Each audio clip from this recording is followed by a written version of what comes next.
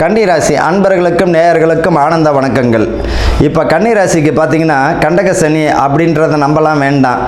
ஏற்கனவே பார்த்தீங்கன்னா இந்த கண்டக ராசிக்காரர்கள் ரொம்ப ஆளுமை மிக்கவர்கள் தான். அதுவும் குறிப்பாக பார்த்தீங்கன்னா இந்த அரசியல் பிரமுகர்கள் இந்த கன்னிராசிலையும் இருக்காங்க, சிம்மத்தில் இருப்பாங்க, இப்போ கன்னியில் இருக்காங்க, கன்னிலையும் இருக்காங்க. இவர்கள் பார்த்தீங்கன்னா கொஞ்சம் தன்னுடைய கூட்டணி கட்சிகளுடன் கொஞ்சம் அனுசரித்து போனால் இவர்களுக்கு வாய்ப்புகள் ரொம்ப அற்புதமாக இருக்கும்.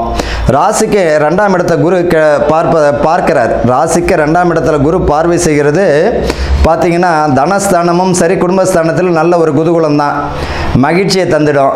உங்களுடைய சொல் அங்கே செயலாக்க மாற்றப்படும். மேலதிகாரினுடைய ஆதரவு கிடைக்கும். கூட்டணி கட்சிகளுக்கு நல்ல மதிப்பு மரியாதை உண்டு.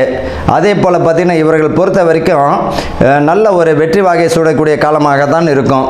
குரு பார்த்தீங்கன்னா 7ஆம் பார்வையாக 4ஆம் இடத்தை பார்ப்பதால் வீடு மனை வாகனங்கள் வாங்கக்கூடிய எண்ணங்கள் மேலோங்கும். பழைய வாகனங்களை விற்று புதிய வாகனங்கள் வாங்கக்கூடிய சூழ்நிலை தந்துவிடும். அதே போல் பிள்ளைகளை பொறுத்த வரைக்கும் இந்த ராசிக்காரர்கள் தங்கள் பிள்ளைகளுக்கு வண்டி வாகனம் வாங்கி கொடுக்கறதா இருந்தால் 1க்கு 1000 முறை யோசித்து வாங்கி கொடுப்பது நல்லதுங்க. ஏன்னா பார்த்தீங்கன்னா அபரிதம் வேகம் பார்த்தீங்கன்னா அதிகமான வேகம் ஆபத்தை விளைவிக்கும். அதில் கொஞ்சம் கவனமாக பார்த்து நடந்துக்கோங்க.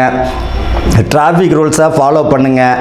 இவங்களை பொறுத்த வரைக்கும் உடல் ஆரோக்கியத்தில் மிக கவனமாக இருக்கணுங்க. வாய் வழியில் வாய் பேச்சு பார்த்தீங்கன்னா தேவையில்லாத பிரச்சனையை ஏற்படுத்தும். அதனால் நிதானத்தை ஏற்படுத்துங்க. அன்பான பேச்சுக்கள் இவர்களுக்கு ஆரோக்கியத்தை தந்துவிடும்.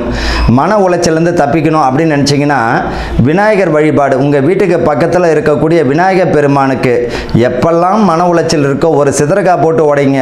உங்களுடைய மன உளைச்சலும் உங்களுடைய எதிரிகள் எல்லாம் சுக்குநூறாக சிதறிவிடும்.